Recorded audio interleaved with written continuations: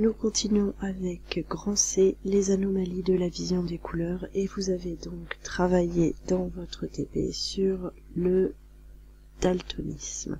Et vous deviez chercher à expliquer l'origine du daltonisme à partir de documents de votre livre. Donc, votre travail se basait sur le graphique d'absorption des opsines que nous avons décrit dans une vidéo précédente et sur le document qui vient de s'afficher. Le document vous montrait que le daltonisme était lié à l'opsine, particulièrement les opsines L et M, qui sont les deux cas de daltonisme. Opsine, le gène de l'opsine qui est situé sur le chromosome X. Alors, si on regarde cette partie du document, on s'aperçoit que pour un individu de phénotype normal, je rappelle que le phénotype, ce sont les caractères visibles, un individu de phénotype normal va posséder sur le chromosome X un gène pour l'opsine L et de 1 à 9 gènes de l'opsine M. Ce sont des gènes dupliqués, mais cette duplication n'a aucune conséquence. Si on regarde maintenant un individu qui ne voit pas bien dans le rouge, on constate en effet que une partie du gène de l'opsine L a disparu et a été modifiée, alors que les autres gènes dupliqués de l'opsine M sont tout à fait normaux. Donc cet individu ne percevra pas bien les couleurs dans le rouge. Si on regarde l'individu suivant, donc qui lui ne voit pas très bien dans le vert, eh bien on s'aperçoit que tous les gènes des opsines M ont disparu. Donc il ne lui reste que le gène de l'opsine L, ce qui explique son absence de vision dans le vert, puisque ces longueurs d'onde ne seront pas absorbées. Enfin, on a un dernier cas assez rare, qu'on appelle l'achromatopie. L'achromatopie, qu'est-ce que c'est? C'est lorsque l'individu voit en noir et blanc. Et à ce moment-là, cela peut être dû non pas à l'absence des gènes, que vous voyez bien présent ici, le gène de l'opsine L et puis les duplications du gène de l'opsine M, mais on explique ceci par l'absence d'une zone de contrôle qui est indispensable à l'expression des gènes, et si cette zone de contrôle est absente, les gènes ne s'expriment pas, même s'ils sont présents. Donc la personne voit en noir et blanc. Voilà, faut retrouver les différentes informations, donc une mutation du gène, une suppression du gène ou une anomalie au niveau de la zone de contrôle du gène. Donc c'est ce que vous deviez présenter dans votre TP. Voilà un petit exemple d'achromatopie.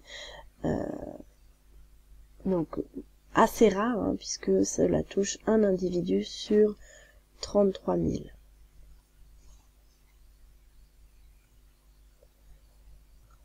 Nous passons maintenant à la troisième partie de ce cours, qui est la dernière partie, et qui est aussi la dernière partie de votre TP que vous deviez rédiger sous la forme d'un paragraphe argumenté. Donc je vais apporter là des éléments de correction qui vous serviront dans le cours, et nous ferons en classe une correction plus spécifique pour le commentaire argumenté. Nous allons commencer par voir la notion de famille multigénique.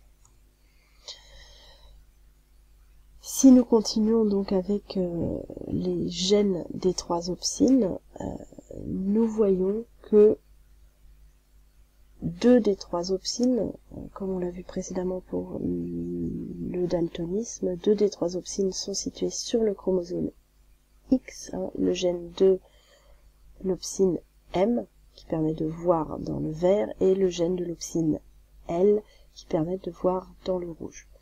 Quant au gène de l'opsine S, qui permet de voir dans le bleu, il n'est pas situé sur le chromosome X, mais il est situé sur le chromosome numéro 7. Et on peut chercher à montrer que ces trois gènes, qui codent pour les trois opsines, eh bien, sont issus d'un même gène ancestral. Et pour ça, vous avez travaillé sur un logiciel qui s'appelle Anagen, et vous avez fait une comparaison de séquences. Je ne reviens pas sur l'explication des symboles puisque je les ai expliqués en classe. L'idée, c'était d'obtenir un pourcentage de ressemblance que vous avez complété. J'ai mis des pourcentages un petit peu approximatifs, mais voilà, vous avez 100% de ressemblance entre l'opsine rouge, c'est normal, 97% de ressemblance entre l'opsine rouge et l'opsine verte, et environ 60-61% de ressemblance entre l'opsine rouge et l'opsine bleue.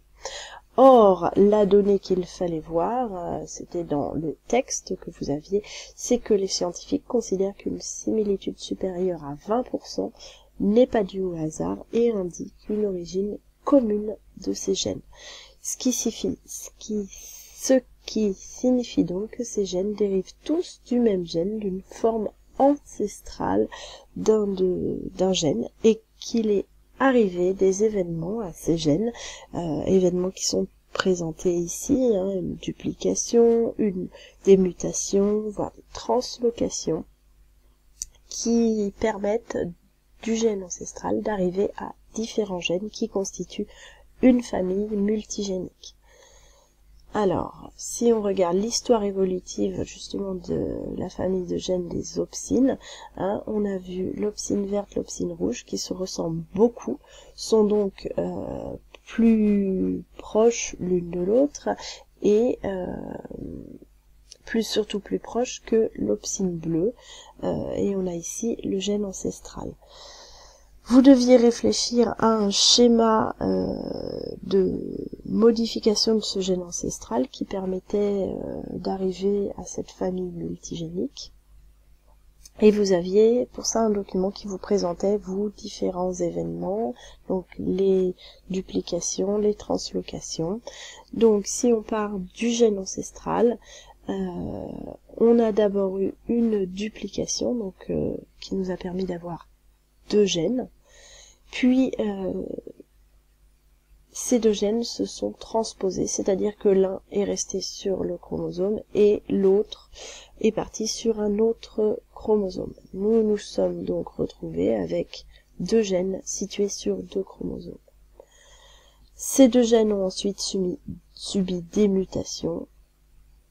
D'un côté, une mutation qui a amené le gène de l'opsine S, donc qui permet de voir dans le bleu, sur le chromosome 7, et des mutations d'un gène sur le chromosome X. Ce gène s'est ensuite lui-même à nouveau dupliqué, puis a subi encore de nouvelles mutations pour arriver au gène des opsines L qui permettent de voir dans le rouge et au gène des opsines M qui permettent de voir dans le vert. Donc voilà le type de schéma que vous deviez avoir fait sur votre TP. Nous voyons maintenant une dernière partie très courte que vous ne verrez que sous forme de cours. Grand B, gènes des opsines et phylogénie des primates. C'est une partie qui consiste à utiliser donc la génétique des pigments rétiniens pour classer les êtres vivants et en particulier justifier la place de l'homme parmi le groupe des primates. Il s'agit ici de l'utilisation d'un autre logiciel que vous aurez à connaître pour le bac, qui s'appelle Phylogène, qui est donc un logiciel de classification des êtres vivants. Donc ce logiciel a permis d'obtenir un tableau de matrice de comparaison. Donc c'est une comparaison des différences, les chiffres indiqués sont des pourcentages de différence, cette fois, de séquences génétiques pour l'opsine bleue uniquement. On reste uniquement sur l'opsine bleue, mais on regarde les différences de séquences chez différents primates. Et donc le constat est le suivant. Si on regarde par exemple pour le cas de l'homme, eh bien l'homme et le gorille ont 1% de différence dans leur séquence génétique de l'opsine bleue. Si on regarde l'homme et le macaque, ils ont 13% de différence. Si on regarde l'homme et des singes un peu plus éloignés de nous, on voit que les pourcentages s'agrandissent. En revanche, quelque chose d'important à voir, c'est que l'homme et le chimpanzé ont des séquences génétiques au niveau de l'opsine qui sont strictement identiques.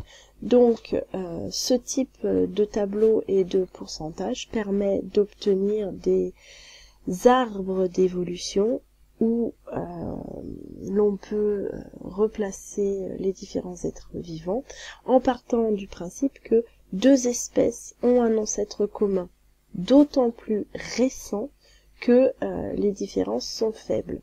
C'est-à-dire que l'ancêtre commun de l'homme, du gorille, du chimpanzé est très très récent par rapport à l'ancêtre commun entre l'homme et le macaque et entre ces autres espèces de singes. Donc on peut obtenir un arbre de ce type-là où vous voyez justifier la place de l'homme aux côtés du chimpanzé puisqu'ils ont des séquences génétiques identiques. Ensuite, la différence de 1%, on situe le gorille ici, etc., etc. Et vous voyez que l'autre groupe de singes, eh bien, ne se situe pas sur la même branche de l'arbre évolutif que l'homme. Nous en avons maintenant terminé avec ce premier chapitre sur la vision de l'œil au cerveau.